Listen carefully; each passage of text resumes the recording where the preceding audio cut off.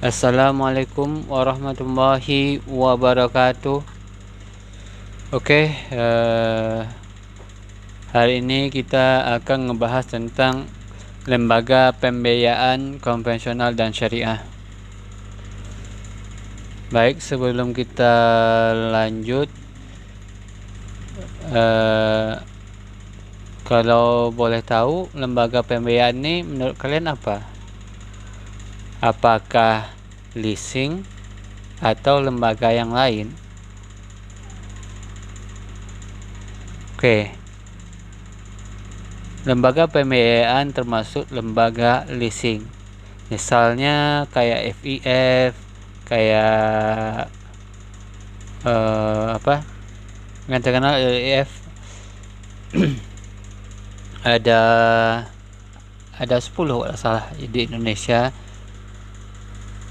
Jadi lembaga pembiayaan atau leasing itu yang lebih banyak memfokuskannya. Jadi yang di sini akan membedakan yang konvensional dengan syariah. Hanya kalau kita sepintas lalu melihat dari sini merupakan kalau syariah pasti prinsip dengan aturan-aturan umum atau perundang-undangan atau syarat-syarat dalam hukum Islam. Kalau konvensional masih terlalu umum. Oke, kita coba ngebahas satu persatu. Lembaga pembiayaan syariah pengertiannya adalah penyaluran pembiayaan yang dilakukan berdasarkan prinsip syariah oleh perusahaan pembiayaan syariah dan unit usaha syariah. Jadi di lembaga syariah pembiayaan syariah untuk saat ini telah mulai banyak di Indonesia. Kalian pasti bisa mencari di Google bahwasanya lembaga pembiayaan syariah ini cukup mulai diperhatikan. FIF syariah pun sudah ada dan unit usaha syariah pun sudah ada. Kita contohkan unit usaha syariah ini kepada unit-unit usaha yang lebih mikro. Kita contohkan koperasi, itu yang lebih fokusnya. Jadi kita menjelaskan dengan sederhana supaya kalian bagaimana memisahkan atau membedakan antara syariah dengan leasing pada umumnya. Jadi leasing syariah, leasing konvensional. Prinsipnya adalah wajib memenuhi prinsip keadilan, keseimbangan, kemaslahatan, keuniversalan, tidak mengandung gharar, maisir, riba, zulm, riswah, dan objek haram lainnya. Jadi kalau hanya dengan konvensional tadi aturan-aturan baku ini tidak ada, maka di prinsip syariah ini harus terakomodir atau tercover oleh pembiayaan lembaga syariah. Jadi kemaslahatan, contohnya kemaslahatan di sini diartikan adalah enak di pengguna, enak si menggunakan, pengguna dan yang menggunakan, atau istilahnya sama-sama merasakan manfaatnya kedua belah pihak. Keuniversalan, universalisme. Jadi lembaga syariah ini kita lihat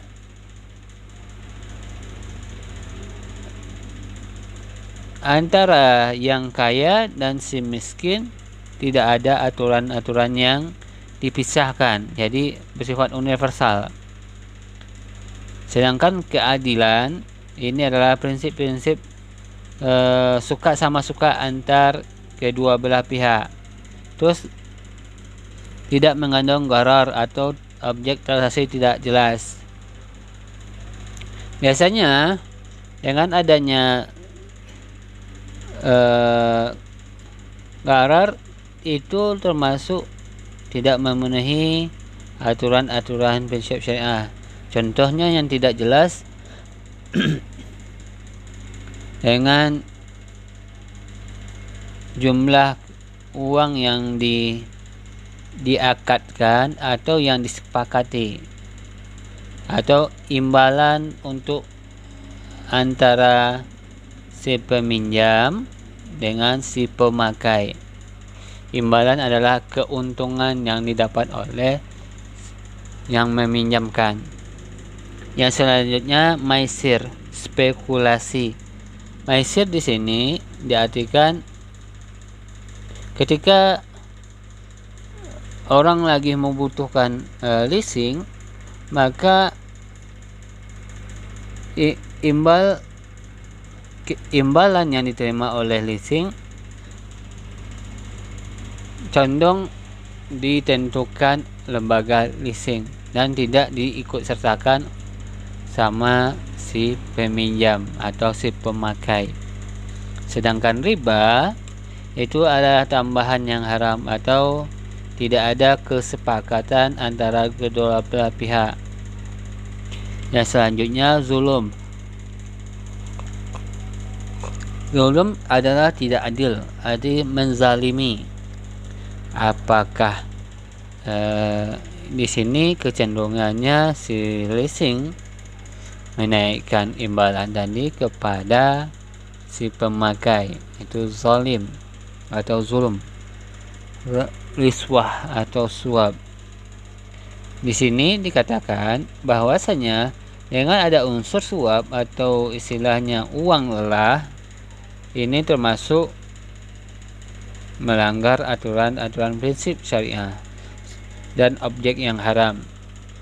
Objek yang haram di sini ya dipergunakannya uang tadi untuk hal-hal yang diharamkan oleh umat muslim atau yang mengetahui prinsip-prinsip syariah. Kegiatannya adalah pembiayaan jual beli, pembiayaan investasi, pembiayaan jasa. Pembiayaan jual beli di sini diartikan adalah kita contohkan si A ingin membeli motor dan dia memilih lembaga leasing syariah. Leasing syariah menetapkan harga pokok awalnya 1 juta. Imbalan keuntungan yang didapatkan oleh lembaga leasing 50.000. Jadi 1.050.000. Jadi ada ketentuan-ketentuan yang telah disepakati dari awal tadi. Kalau kita contohkan yang konvensional, ini adalah kredit. Tapi di sini tidak ada sistem yang merugikan kedua belah pihak. Yang kedua, pembiayaan investasi. Pembiayaan investasi ini kecenderungannya untuk membeli perumahan atau kalau kita konvensional adalah KPR rumah. Tapi di sini di syariah ini menggunakan sistem investasi yang sesuai akad yang ditentukan atau sama suka atau bersifat adil yang sesuai dengan prinsip-prinsip syariah tadi. Pembiayaan jasa ini tidak terlepas dari unsur-unsur penggunaan kegiatan-kegiatan untuk mendapatkan hal-hal yang berupa jasa yang telah ditentukan. Pembiayaan jasa di sini bisa diartikan adalah jasa menggunakan sumber daya manusianya. Sumber daya manusia di sini bersifat unsur keuntungan kelebihan dari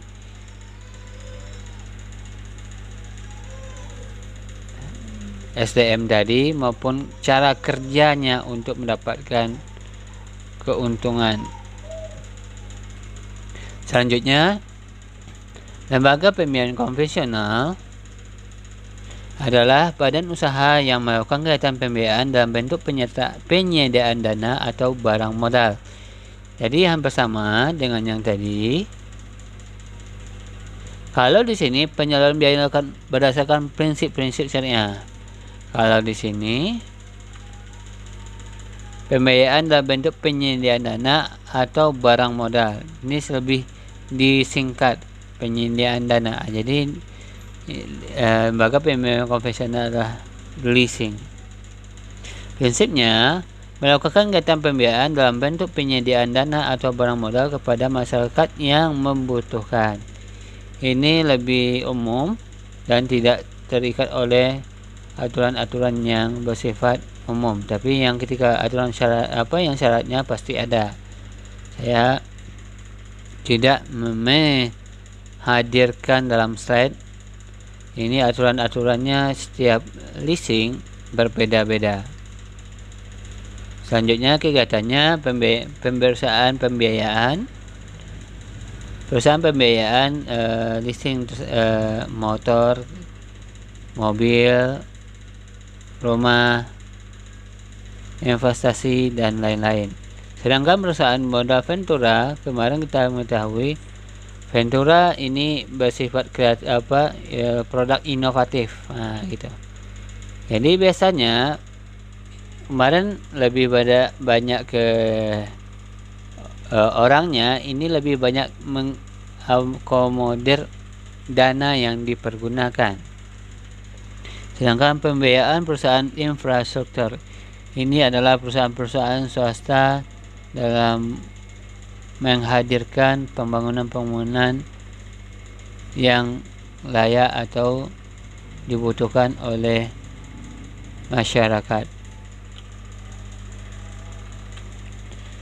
Perbedaan lembaga pembiayaan umum dan syariah di Indonesia.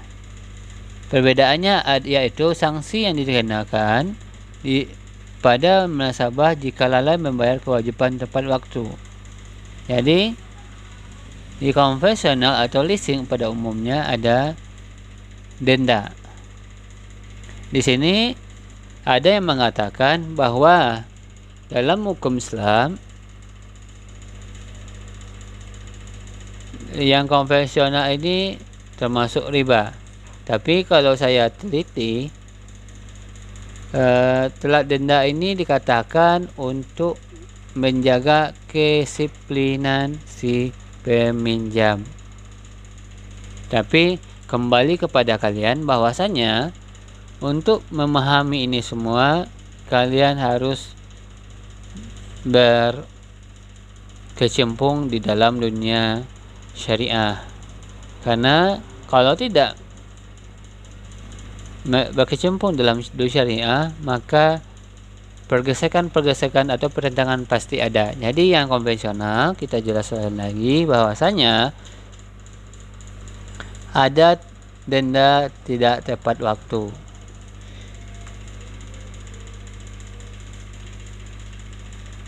Sedangkan syariah juga diperbolehkan menggunakan sanksi karena nasabah lalai membayar kewajiban tepat waktu. Namun pada pembiayaan syariah jumlah sanksi dikenakan jumlah tidak tergantung pada besarnya angsuran.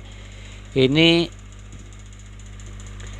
melihat kesepakatan antara kedua belah pihak. Jadi ini bisa dibicarakan kedua belah pihak dan sesuai dengan aturan-aturan syariah. Perusahaan pembiayaan umum dan syariah di Indonesia. Perusahaan pembiayaan umum, gambaran perusahaan pembiayaan umum, lembaga keuangan yang memberikan pembiayaan dalam pengadaan aktivitas tetap pada pihak lain, baik individu maupun perusahaan, dan dananya tidak dikumpulkan secara langsung dari masyarakat. Jadi, lembaga pembiayaan syariah atau umum ini dimodali oleh pengusaha-pengusaha yang telah mempunyai modal yang cukup besar sehingga dia tidak mengandalkan modal dari masyarakat. Biasanya modal dari masyarakat ini adalah berbentuk saham atau nilai jual perusahaan, portofolionya perusahaan. Yang selanjutnya, klasifikasi perusahaan pembiayaan. Klasifikasi pembiayaan ada 3 secara umum, yaitu pembiayaan penjualan, kredit personal, atau kredit bisnis. Kalau pembiayaan penjualan ini lebih kecenderungannya meliputi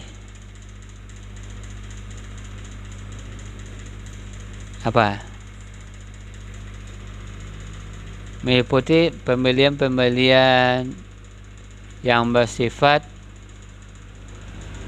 on time. Misalnya gini, ketika kita belanja di supermarket, kita ikut lembaga leasing ini, atau kita jual beli penjualan motor secara cash. Itu yang menjadi contohnya. Sedangkan kredit personal ini lembaga kembali lagi kepada perusahaan untuk kredit motor yang dipergunakan atau dikonsumsi oleh masyarakat. Sedangkan yang ketiga, kredit bisnis ini kecenderungannya kepada lembaga perusahaan-perusahaan swasta yang notabene-nya untuk menambah modal perusahaannya dan menambah cabang di wilayah lain.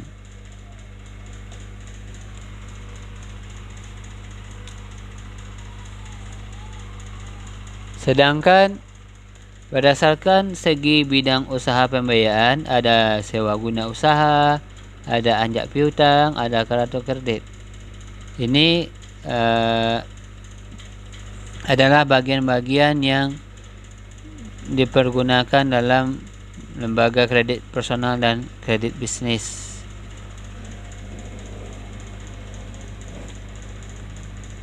Oke. Sumber pendapatan dan biaya. Pendapatan lembaga pembiayaan bersumber dari hasil pengambilan atas dana yang disalurkan. Hal ini tergantung biaya usaha yang dilakukan. Jadi ini adalah penarikan dana dari nasabah atau si peminjam dari kelebihan-kelebihan atau keuntungan yang disetor oleh masyarakat. Yang kedua adalah fee. Fee ini yaitu keberhasilan yang dilakukan oleh perusahaan sehingga dia mendapatkan keuntungan yang lebih, atau yang disebutkan fee tidak tertulis. Oke, perusahaan pembiayaan syariah leasing atau leasing, yaitu menurut mazhab Syafi'i, suatu transaksi terhadap suatu manfaat yang dituju secara tertentu bersifat mubah dan bisa dimanfaatkan dengan imbalan tertentu. Jadi, kelima Syafi'i, suatu transaksi terhadap suatu manfaat yang dituju secara tertentu bersifat mudah dan bisa dimanfaatkan dengan imbalan tertentu. Jadi, dengan pembelian-pembelian syariah ini, maka mengubah persepsi bahwa leasing ini boleh di dalam aturan agama Islam.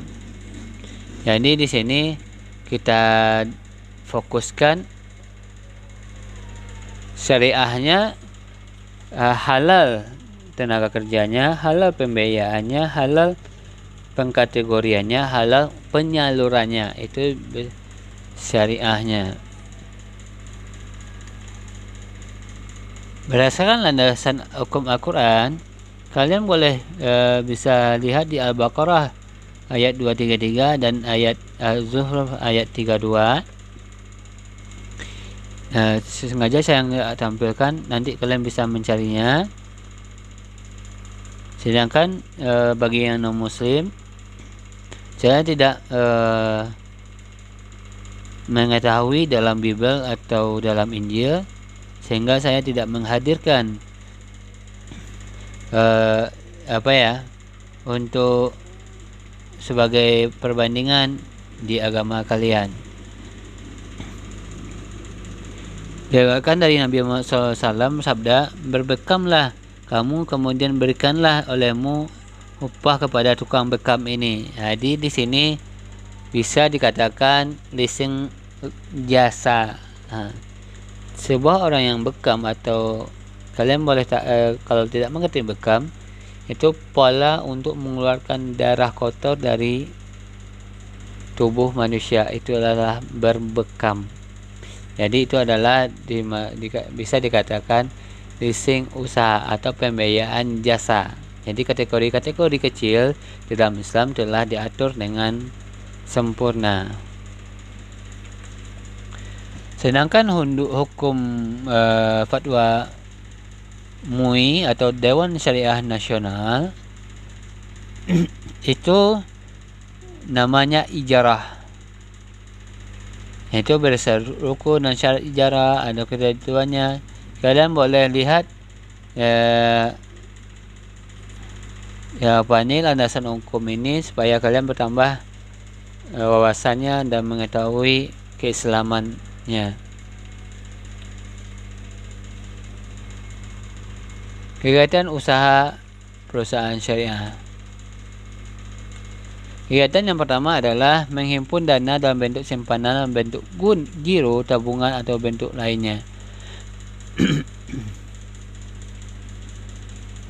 Jadi lembaga pembiayaan syariah ini ada juga melingkupi berbentuk jasa penyimpanan. Jadi ada yang mengatakan lembaga pembiayaan itu tadi bersifat berbentuk leasing, ada berbentuk perusahaan tabungan atau simpan pinjam. Yang kedua adalah menghimpun dana dalam bentuk investasi berupa deposito, tabungan dan bentuk lainnya. Ini adalah urutan ke bawah.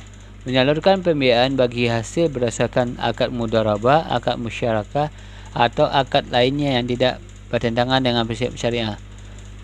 Berdasarkan akad mudharabah atau bagi hasil yang telah ditentukan kedua belah pihak atau yang disepakati. Akad musyarakah ini terdiri dari beberapa orang untuk menunaikan atau menjalankan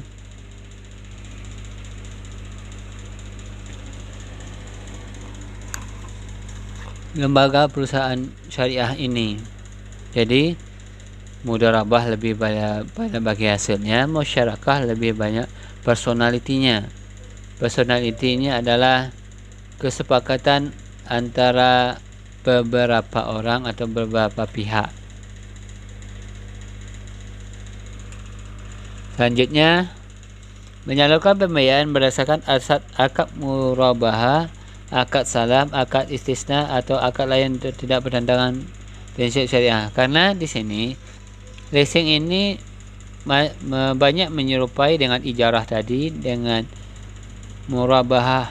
Murabahah dikatakan ada ketentuan-ketentuan yang dihasilkan dari leasing tadi, salam. Bisa kalian tengok ini adalah pengertiannya secara umum. Menyalurkan pembiayaan berdasarkan akad qarat atau akad yang tidak bertentangan dengan prinsip syariah. Menyalurkan pembiayaan penyewaan barang bergerak atau tidak bergerak berdasarkan akad ijarah atau sewa menyewa dalam bentuk ijarah muntahiyah bitamlik atau akad lain yang tidak bertentangan dengan prinsip syariah. Oke, ini kita akan ngebahasnya lebih dalam ke slide berikutnya atau kepada pertemuan selanjutnya. Jadi ini akan terus berlanjut untuk mengetahui, memahami lembaga keuangan syariah.